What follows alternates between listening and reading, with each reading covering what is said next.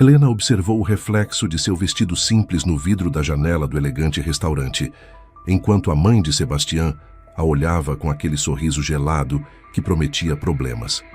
"Me diga, querida", murmurou Joana Vega, com uma voz doce como mel envenenado.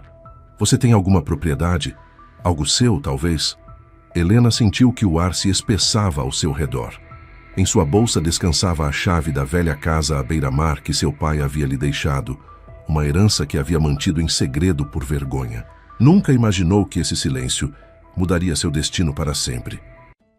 Tudo havia começado 6 meses atrás na praia de Cabo Frio, quando Helena trabalhava como enfermeira no posto de salvamento.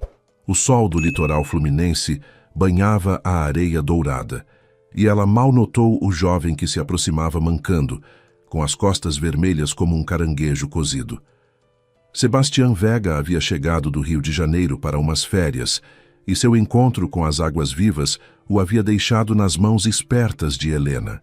"Então, herói da praia?", havia dito ela com um sorriso travesso enquanto aplicava gel calmante em seus ombros. "Da próxima vez, use protetor solar." Sebastián a olhava com uma mistura de dor e admiração que a fez corar. Era bonito, encantador, e vinha de uma família próspera de empresários.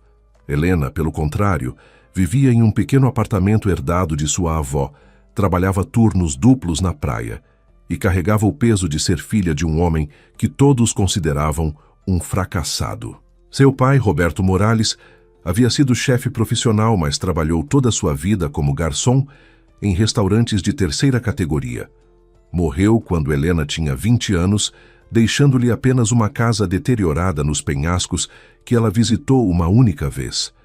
A estrutura estava em ruínas, com tinta descascada e um jardim selvagem que parecia engolir as paredes.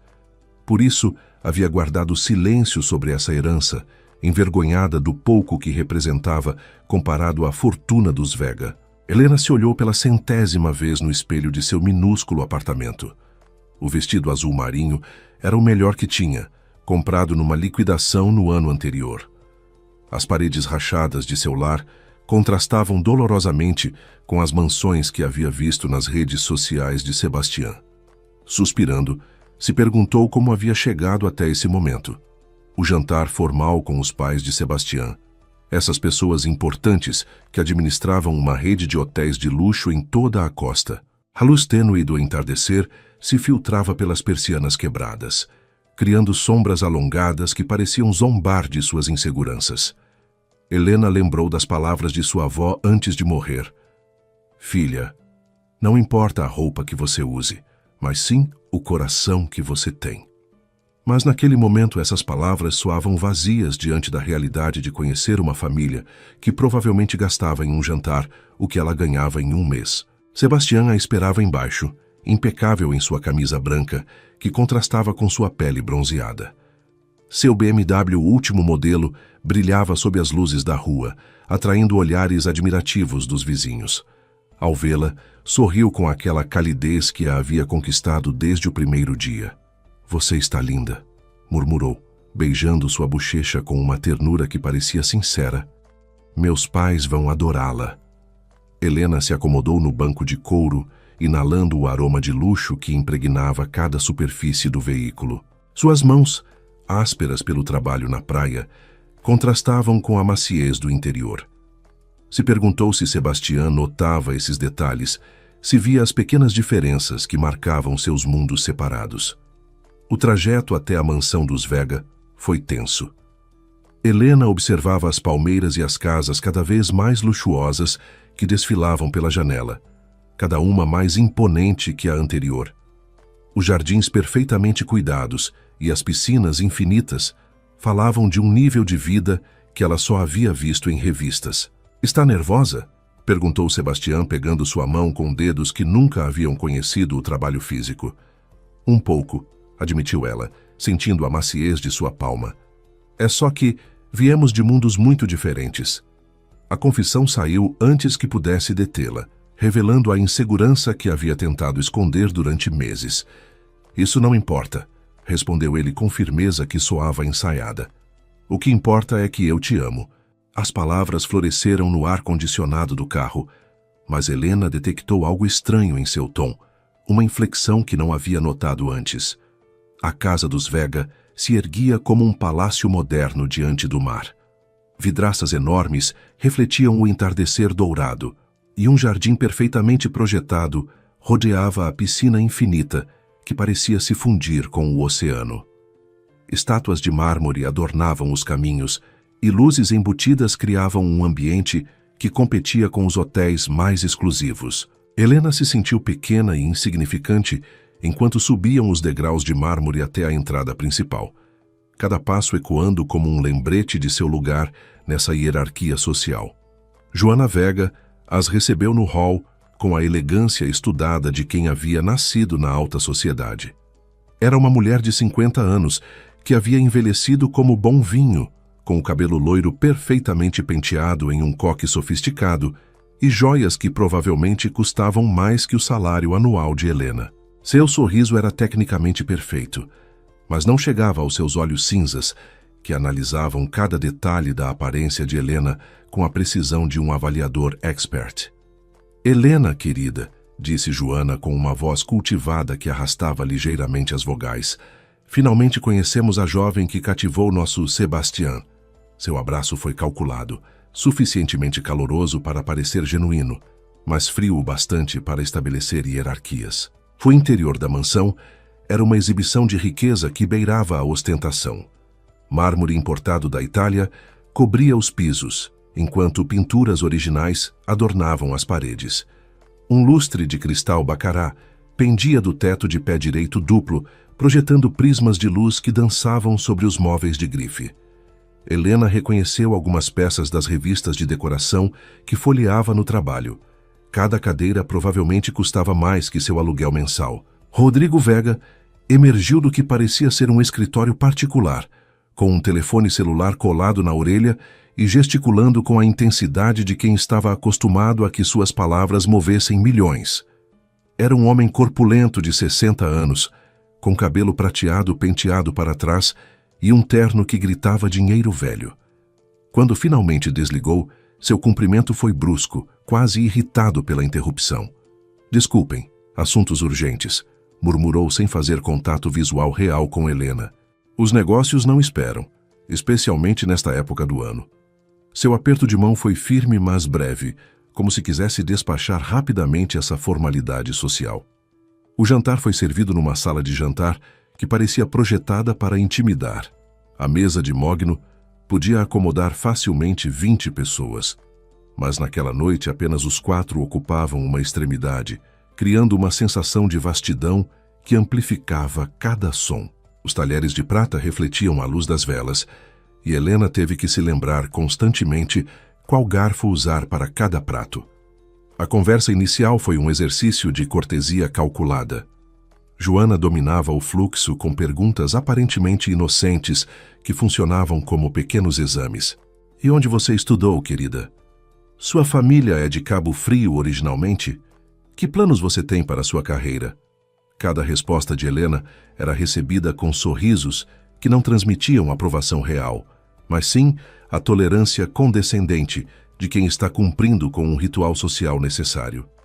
Helena se sentia como um espécime sob microscópio enquanto Joana a observava comer, analisava cada movimento, cada palavra. As perguntas começaram sutis, mas gradualmente se tornaram mais invasivas. Seu trabalho, seus estudos, sua família. Cada resposta parecia ser catalogada e arquivada para avaliação posterior.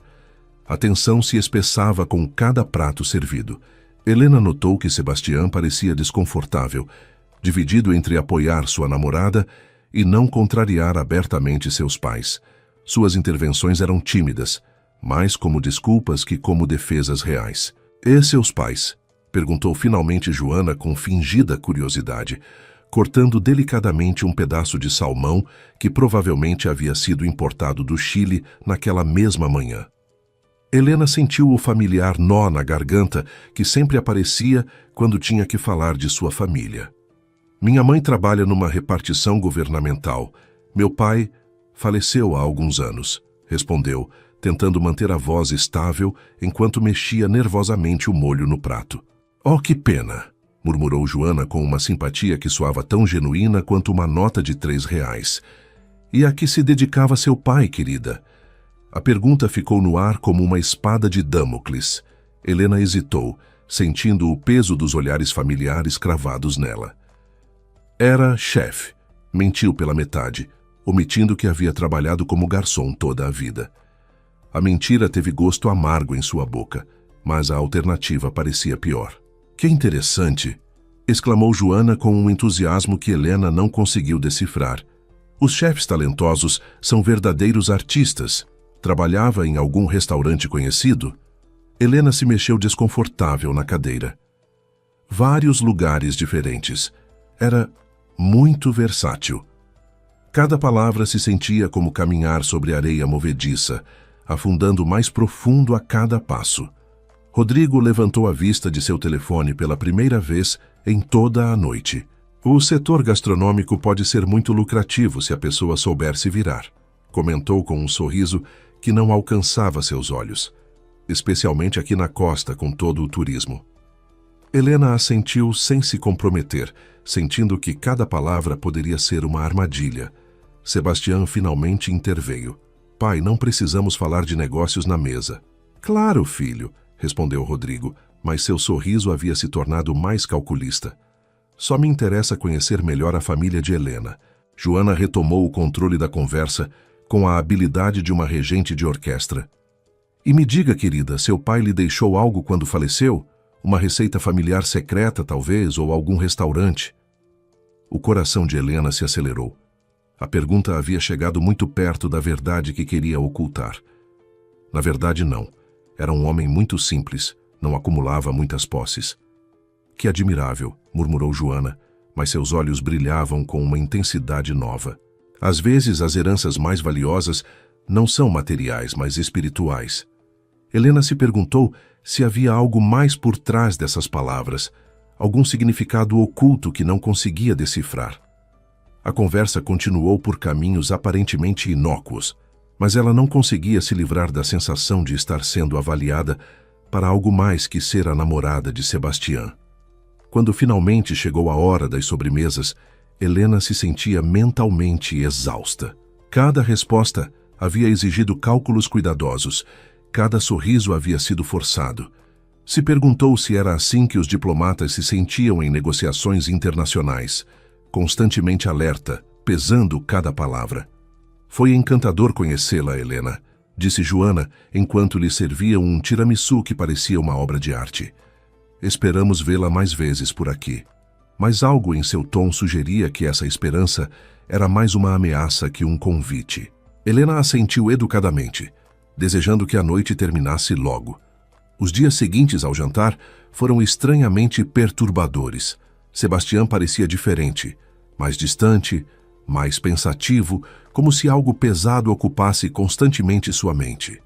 Seus beijos, antes espontâneos e calorosos, agora se sentiam mecânicos, quase obrigatórios. Helena tentou perguntar-lhe o que estava acontecendo, mas ele sempre encontrava desculpas para mudar de assunto ou se escudava atrás de um sorriso que já não alcançava seus olhos. «Está tudo bem com seus pais?» perguntou Helena numa tarde, enquanto caminhavam pela praia onde se haviam conhecido. O lugar que antes havia sido mágico para eles, agora se sentia carregado de tensões não ditas. «Claro», respondeu Sebastião rápido demais, enfático demais. «Só estão processando. Você sabe como são as famílias tradicionais, precisam de tempo para se acostumar com mudanças». Mas Helena conhecia a diferença entre processamento e rejeição. Havia visto relacionamentos suficientes em seu círculo social para reconhecer os sinais de alerta. O que havia experimentado na casa dos Vega não era cautela parental normal. Era algo mais calculado, mais frio. Uma tarde, enquanto trabalhava na praia, Helena notou um sedã preto estacionado no calçadão. O veículo havia estado ali por 3 dias consecutivos, sempre com alguém dentro que parecia observar o posto de salvamento. Quando Helena tentou se aproximar para investigar, o carro se afastou imediatamente, mas voltou no dia seguinte no mesmo horário. A paranoia começou a se instalar gradualmente. Helena começou a notar padrões estranhos.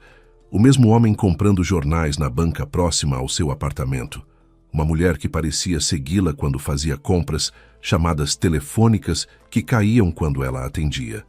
Cada incidente, separadamente, poderia ter sido coincidência, mas juntos formavam um padrão inquietante. Naquela noite, Sebastián chegou ao seu apartamento com flores e um sorriso que parecia brilhante demais, como se tivesse praticado na frente do espelho. Que tal jantarmos amanhã? Há algo importante que quero te dizer. Helena sentiu um arrepio que não tinha nada a ver com a brisa marinha que entrava pela janela. Que tipo de algo importante? É uma surpresa, respondeu ele, evitando seu olhar. Mas acho que você vai gostar. É sobre nosso futuro. As palavras deveriam ter enchido Helena de emoção. Depois de 6 meses de relacionamento, uma conversa sobre o futuro era natural, esperada até. Mas algo na maneira como Sebastián pronunciou essas palavras a fez sentir como se estivesse caminhando para uma armadilha cuidadosamente preparada. No dia seguinte, enquanto se preparava para o encontro, Helena descobriu algo que confirmou seus piores temores. Enquanto procurava suas chaves na bolsa, seus dedos encontraram um objeto estranho, um pequeno dispositivo preto do tamanho de uma ervilha, com uma luzinha vermelha que piscava fracamente. Com mãos trêmulas, Helena examinou o objeto. Não era expert em tecnologia, mas havia visto filmes suficientes para reconhecer um dispositivo de rastreamento. Seu coração começou a martelar enquanto revisava freneticamente todo o conteúdo de sua bolsa. Então se deu conta de algo ainda mais alarmante. Faltava a chave da casa de seu pai. Havia guardado no bolso lateral de sua bolsa como uma espécie de amuleto melancólico, um lembrete da herança que preferia esquecer. Agora havia desaparecido. Helena ficou imóvel na soleira de seu apartamento, segurando o dispositivo de rastreamento. As implicações eram aterrorizantes. Alguém havia tido acesso às suas pertences pessoais, havia plantado um dispositivo de vigilância e havia roubado a chave de uma propriedade que mantinha em segredo. A pergunta era quem, e mais importante, por quê? A decisão de visitar a casa de seu pai não foi fácil para Helena. Havia evitado esse lugar durante anos, não apenas pelo estado ruinoso da estrutura, mas pelas lembranças dolorosas que representava. Roberto Morales havia morrido repentinamente de infarto, deixando Helena com mais perguntas que respostas sobre a vida que havia levado. A viagem até Arraial do Cabo levou 2 horas de ônibus, serpenteando por estradas costeiras que ofereciam vistas espetaculares do Oceano Atlântico. Helena havia ligado no trabalho fingindo uma emergência familiar, o que tecnicamente não era mentira.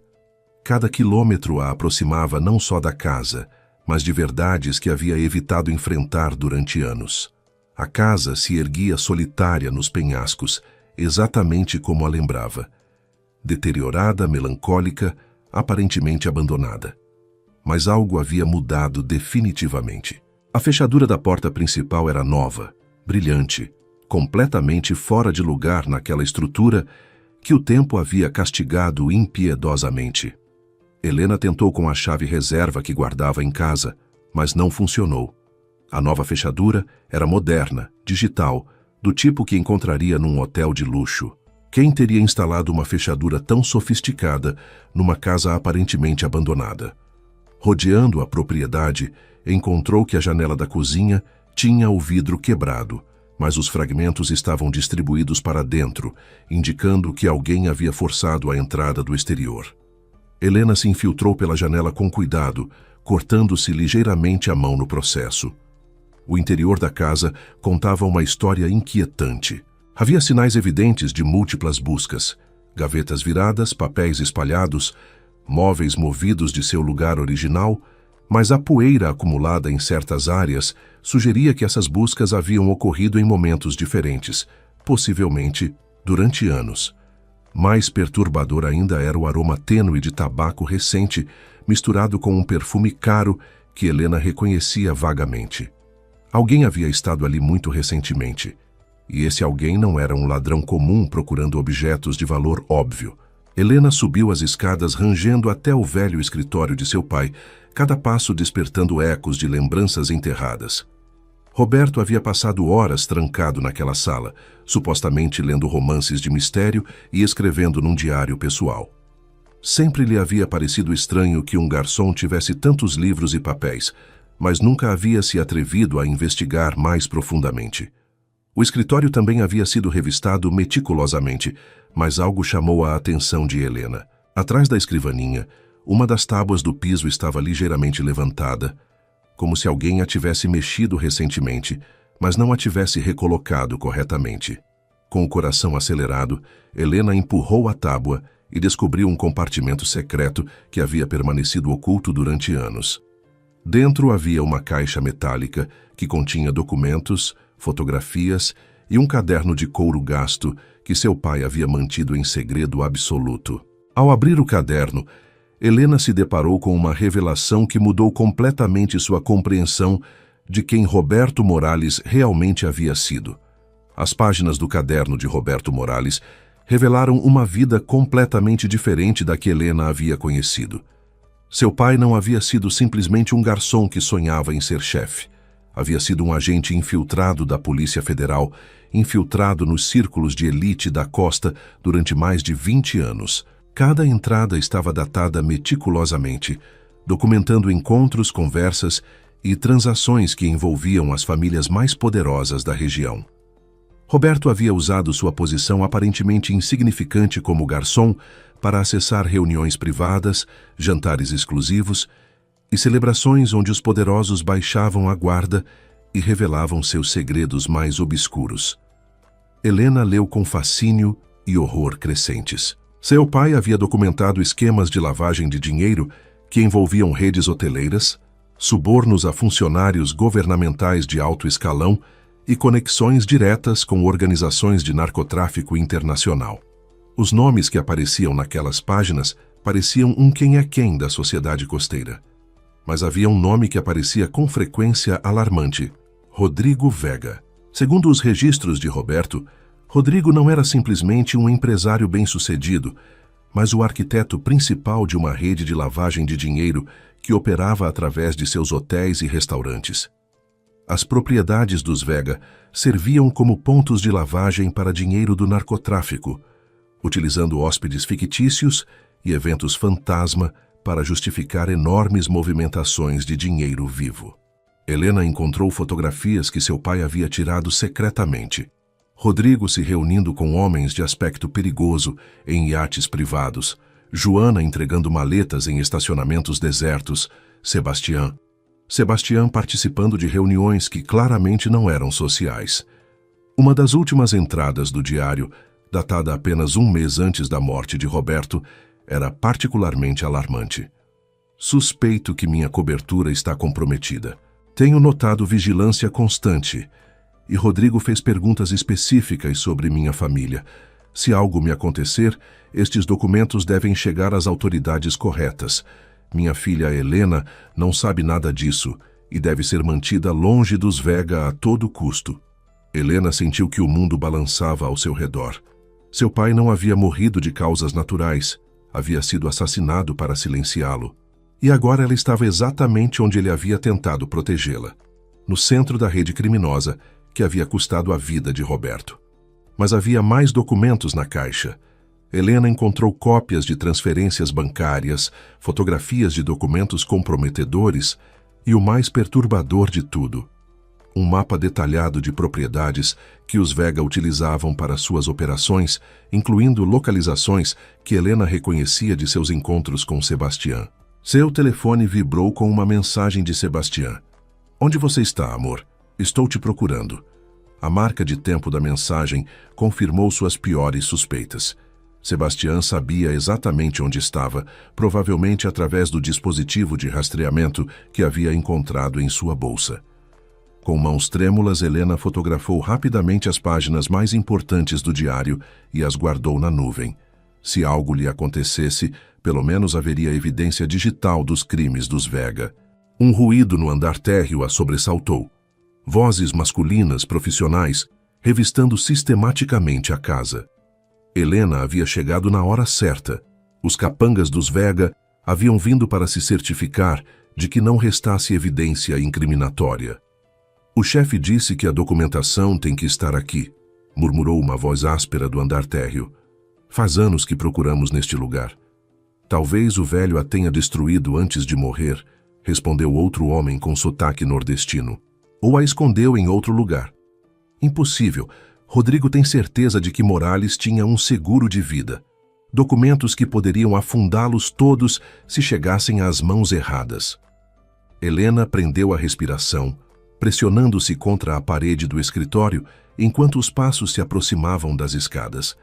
Seu telefone continuou vibrando insistentemente com mensagens de Sebastián, cada uma mais urgente que a anterior.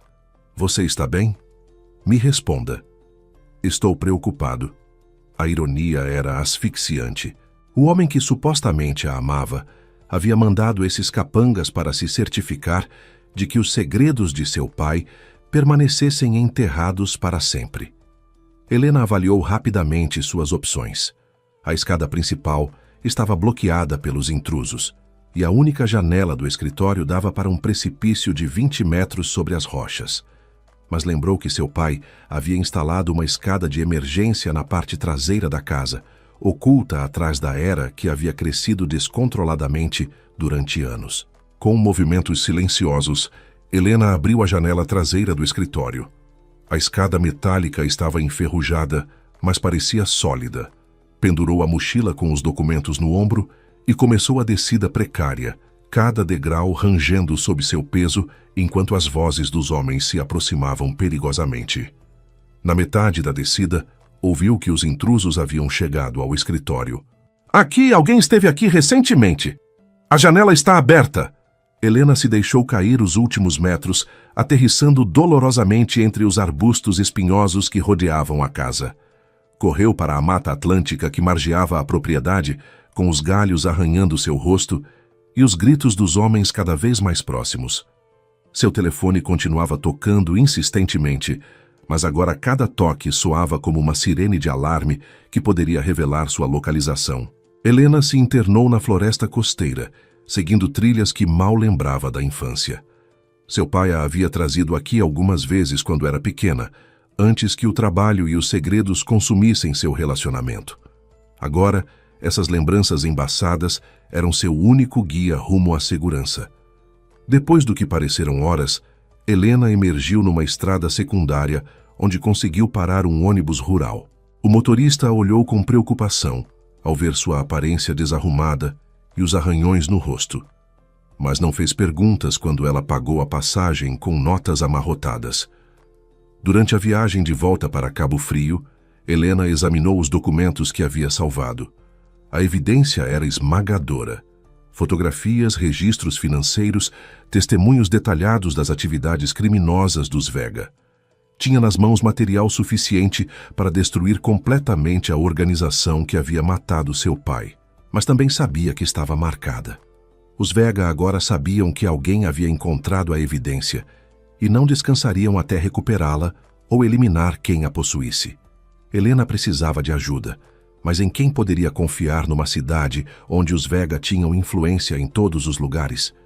Helena chegou a Cabo Frio ao anoitecer, paranoica e exausta. Cada sombra parecia ocultar uma ameaça. Cada rosto desconhecido poderia ser um sicário enviado pelos Vega. Se dirigiu ao seu apartamento por rotas indiretas, utilizando becos e passagens que havia aprendido durante anos caminhando pela cidade. Seu pequeno lar já não se sentia seguro. Helena revisou meticulosamente cada canto, procurando outros dispositivos de vigilância ou sinais de que tivesse sido revistado.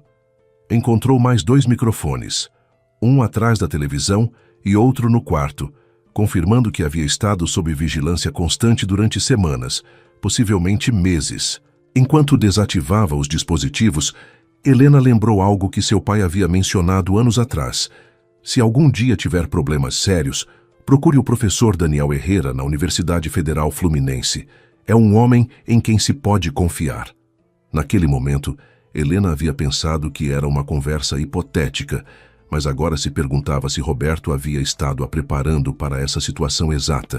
Utilizando um computador numa LAN house, para evitar que rastreassem sua atividade online, Helena pesquisou sobre o professor Herrera. Daniel ensinava criminologia e havia publicado vários artigos acadêmicos sobre crime organizado no Brasil. Mais interessante ainda, havia sido consultor para várias investigações da Polícia Federal sobre corrupção. Helena decidiu se arriscar. Usando um telefone público, ligou para a universidade e solicitou uma consulta urgente com o professor Herrera, identificando-se como filha de Roberto Morales. A resposta foi imediata. Venha ao meu escritório amanhã às 10 horas. Use a entrada dos fundos do prédio de Humanidades.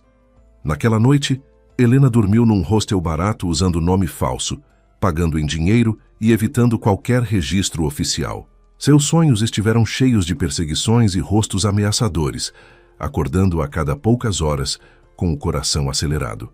Na manhã seguinte, Helena chegou à universidade seguindo as instruções do professor. Daniel Herrera era um homem de meia idade com cabelo grisalho e olhos que irradiavam uma inteligência tranquila.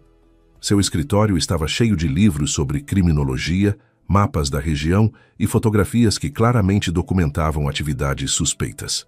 Helena, disse Daniel assim que ela entrou, venho esperando este dia há 3 anos. Seu pai era meu contato principal na investigação da Rede Vega. Helena sentiu uma mistura de alívio e terror. Finalmente, havia encontrado alguém que conhecia a verdade sobre Roberto, mas isso também significava que sua situação era ainda mais perigosa do que havia imaginado. O senhor sabe sobre os documentos? Perguntou Helena com voz trêmula. Daniel assentiu gravemente. Roberto me disse que tinha evidência suficiente para destruir toda a organização criminosa dos Vega, mas desapareceu antes de poder me entregá-la. Pensamos que a haviam encontrado e destruído quando revistaram a casa. Eu a encontrei ontem, sussurrou Helena tocando sua mochila, mas acho que estou em perigo mortal. Meu namorado, ele é Sebastião Vega. A expressão de Daniel se endureceu visivelmente. Helena, seu pai morreu porque os Vega descobriram quem ele realmente era. Se sabem que você tem esses documentos, sua vida não vale nada para eles. Helena mostrou-lhe os documentos que havia salvado, observando como os olhos de Daniel se iluminavam com cada página. Isto é exatamente o que precisávamos, murmurou. Com esta evidência, podemos desmantelar toda a rede criminosa, mas primeiro precisamos mantê-la viva. Daniel fez várias ligações para contatos na Polícia Federal, enquanto Helena esperava com ansiedade crescente. Vão precisar de 24 horas para coordenar a operação, explicou finalmente. Você tem que manter a fachada com Sebastião até que estejam prontos para agir. Quer que eu volte para ele? Que finja que não sei nada? É a única maneira. Se desaparecer agora, saberão que encontrou algo. Mas se agir normalmente, poderemos pegá-los com a guarda baixa. Helena fechou os olhos, pensando em seu pai e em todos os anos que havia sacrificado para reunir essa evidência. Agora era sua vez de terminar o que Roberto havia começado. Está bem, suspirou finalmente. Vamos fazer isso. Helena voltou à sua rotina normal com uma atuação que teria impressionado qualquer diretor de teatro. Ligou para Sebastião fingindo preocupação por não ter respondido suas mensagens do dia anterior, inventando uma história sobre ter visitado uma amiga doente numa cidade vizinha onde não tinha sinal de celular. Estava tão preocupado, disse Sebastião com uma voz que soava genuinamente aliviada. Pensei que algo terrível tinha acontecido com você. Foi só um dia exaustivo cuidando da minha amiga, mentiu Helena suavemente. Podemos nos ver hoje à noite? Senti sua falta. Sebastião propôs jantar num restaurante exclusivo, o mesmo lugar onde havia planejado fazer sua proposta especial antes de Helena descobrir a verdade. Agora ela sabia que qualquer pedido de casamento seria simplesmente outra fase do plano para controlá-la e acessar os documentos de seu pai. Helena se vestiu cuidadosamente para o encontro, consciente de que poderia ser a última vez que veria Sebastião antes de ele ser preso. Daniel lhe havia fornecido um microfone minúsculo e um dispositivo de rastreamento GPS, assegurando-lhe que teria proteção constante embora invisível. O restaurante ficava num hotel de luxo propriedade dos Vega, um detalhe que Helena agora entendia não ser coincidência. Cada local que Sebastián havia escolhido para seus encontros havia sido território controlado por sua família, permitindo-lhes manter vigilância constante sobre o relacionamento. Durante o jantar, Helena observou Sebastián com novos olhos. Os gestos que antes havia achado encantadores agora revelavam sua natureza calculista. A maneira como seus olhos exploravam constantemente o restaurante, buscando sinais ou ameaças. A forma como dirigia a conversa para temas específicos, sempre retornando à família de Helena, seu passado, suas posses. Tenho pensado muito sobre nós, disse Sebastián enquanto cortava seu filé com precisão cirúrgica. Sobre nosso futuro juntos. Que tipo de futuro? Perguntou Helena, mantendo sua voz cheia da esperança romântica que supostamente devia sentir. Bem, Sebastián pegou sua mão através da mesa. Acho que é hora de você conhecer melhor minha família, que se integre realmente ao nosso mundo. Helena sentiu um arrepio. O que quer dizer exatamente?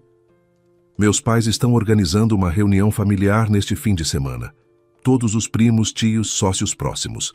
É uma tradição anual, mas desta vez querem incluí-la oficialmente. Sebastián sorriu, mas seus olhos permaneciam frios. Será como uma apresentação formal em sociedade. Helena compreendeu imediatamente que essa reunião familiar seria, na verdade, uma oportunidade para toda a organização criminosa avaliar se ela representava uma ameaça. Se suspeitassem que sabia algo sobre as atividades de Roberto, essa reunião se tornaria sua sentença de morte. Parece maravilhoso, murmurou Helena, forçando um sorriso. Onde será? Na fazenda particular dos meus pais nas montanhas. É um lugar muito especial, muito íntimo, só para a família verdadeira. A ênfase em família verdadeira não era acidental. Helena entendeu que esta era uma prova final. Se passasse, viveria como prisioneira dourada no mundo criminoso dos Vega. Se falhasse, simplesmente desapareceria.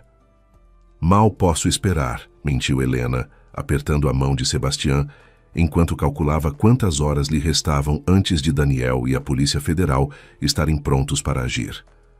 A ligação chegou às 3 da madrugada. Helena acordou sobressaltada em seu apartamento, onde havia dormido inquieta depois do jantar com Sebastián. A voz do outro lado da linha era áspera, desconhecida, ameaçadora. Senhorita Morales, temos algo que lhe pertence, rosnou o homem. Seu querido professor Herrera está passando umas férias involuntárias conosco. Helena sentiu que o mundo desabava. O que vocês querem? Os documentos do papai, é claro. Todos os originais, todas as cópias, tudo que tirou daquela casa abandonada. Em troca, seu amigo professor poderá continuar dando aulas chatas. Como sei que ele está vivo? Um segundo depois, ouviu a voz fraca de Daniel. Helena, não lhes dê nada. Eles já têm o que precisam para... A linha caiu abruptamente, mas Helena havia entendido a mensagem. Daniel havia conseguido enviar a evidência às autoridades antes de ser capturado. O plano estava em andamento, mas agora suas vidas e a de Daniel dependiam de uma atuação perfeita. Seu telefone tocou imediatamente depois. Desta vez era Sebastián, com uma voz que já não se incomodava em fingir afeto. Bom dia, amor. Espero que tenha dormido bem. O que está acontecendo, Sebastián? Quem era aquele homem? Um mal-entendido que pode ser resolvido facilmente. Só precisamos ter uma conversa honesta. Por que não vem tomar café com a família? Digamos, em 1 hora. Helena entendeu que não era um convite, mas uma ordem. Está bem. Onde? A mansão. E Helena, traga tudo o que encontrou na casa de seu pai. Tudo. Depois de desligar, Helena se vestiu mecanicamente, consciente de que se dirigia ao que provavelmente seria o confronto final. Colocou os documentos falsos que Daniel havia preparado em sua mochila, esperando que fossem suficientemente convincentes para ganhar tempo. A viagem até a mansão dos Vega se sentiu como um funeral. Helena observou as ruas familiares de Cabo Frio, se perguntando se as veria novamente. O dispositivo GPS que carregava escondido era sua única conexão com o mundo exterior, sua única esperança de sobrevivência. A mansão parecia diferente à luz da manhã, menos elegante, mais ameaçadora. Helena notou vários homens de terno, que claramente não eram funcionários domésticos, mas seguranças armados. Os jardins perfeitamente cuidados agora se viam como uma bela prisão. Joana a recebeu na porta com um sorriso que não pretendia ser amistoso. Helena, querida, que pontual. A família está ansiosa para conhecê-la melhor. Helena seguiu Joana até a sala principal, onde encontrou uma cena que confirmou seus piores temores. Rodrigo estava sentado atrás de uma escrivaninha como um juiz supremo, flanqueado por homens que exudavam perigo profissional. Sebastião estava de pé junto à janela, olhando para o jardim, como se a vista o fascinasse mais que a mulher que havia afirmado amar. Sente-se, Helena, ordenou Rodrigo sem preâmbulos. É hora de termos essa conversa que vínhamos adiando. Helena se sentou na beirada da cadeira que Joana lhe indicou, mantendo sua mochila firmemente agarrada. Não entendo o que está acontecendo aqui. Rodrigo riu sem humor. Por favor, deixemos as atuações para outro momento. Sabemos que encontrou os arquivos de seu pai. Sabemos que esteve em contato com Daniel Herrera e sabemos exatamente que tipo de evidência Roberto tinha contra nós. Meu pai era garçom, murmurou Helena fracamente. Seu pai, interrompeu Joana com voz gelada. Era um espião que passou 20 anos documentando nossas atividades privadas.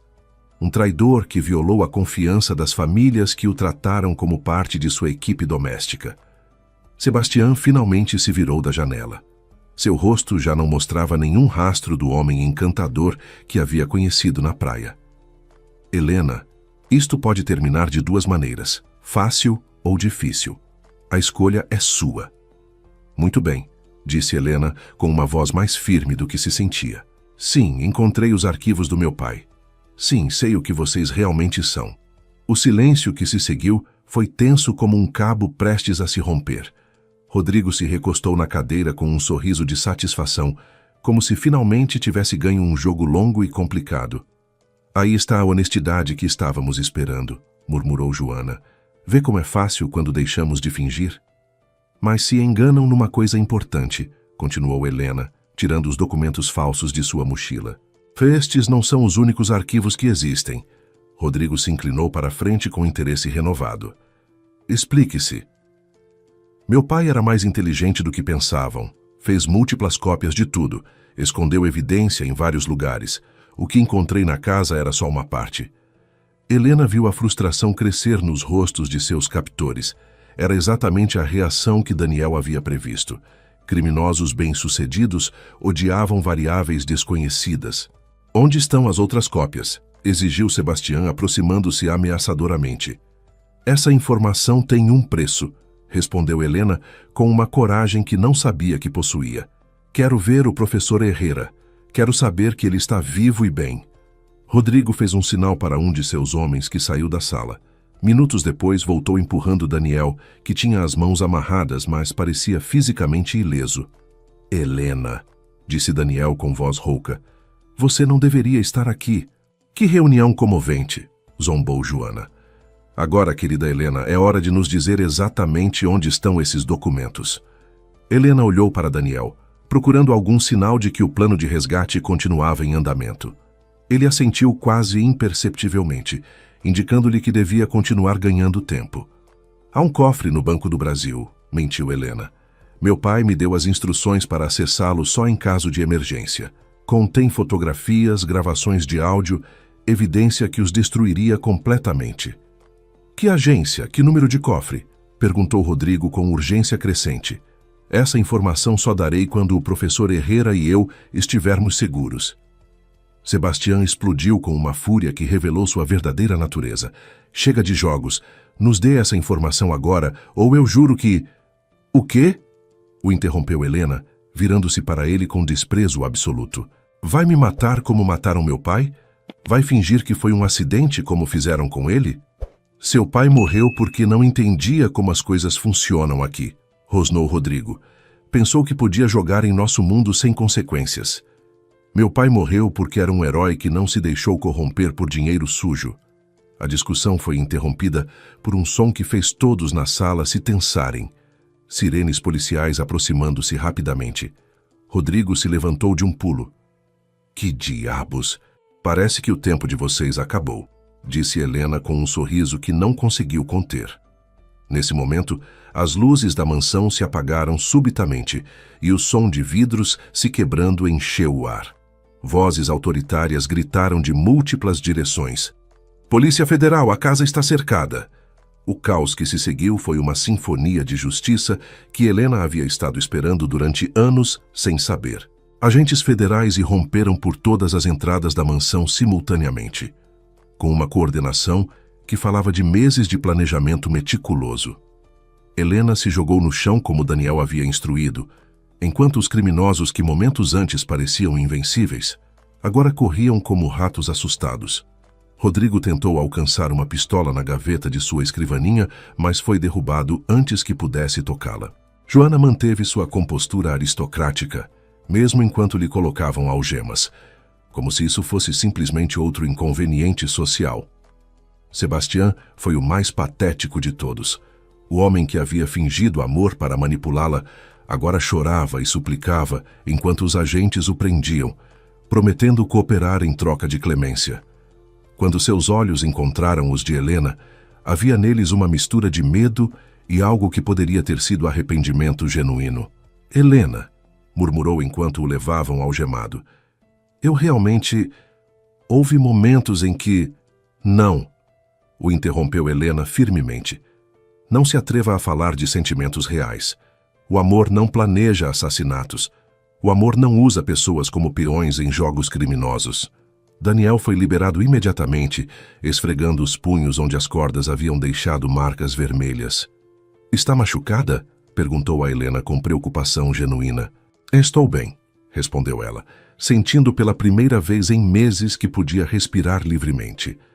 Como conseguiram coordenar tudo isso tão rápido? Seu pai havia estado trabalhando com múltiplas agências durante anos, explicou Daniel, enquanto observavam levarem os Vega. Quando você encontrou seus arquivos, simplesmente ativamos protocolos que haviam estado esperando por 3 anos. O comandante da operação se aproximou de Helena. Senhorita Morales, sua coragem permitiu desmantelar uma das maiores redes de lavagem de dinheiro do litoral brasileiro.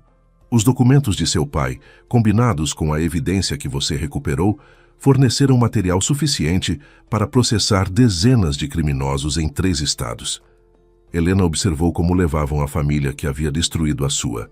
Pela primeira vez desde a morte de Roberto, sentiu que a justiça era possível no mundo.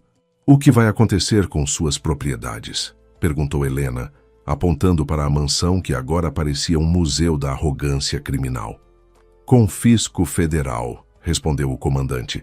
Tudo será leiloado e os lucros irão para um fundo de reparação para vítimas do crime organizado.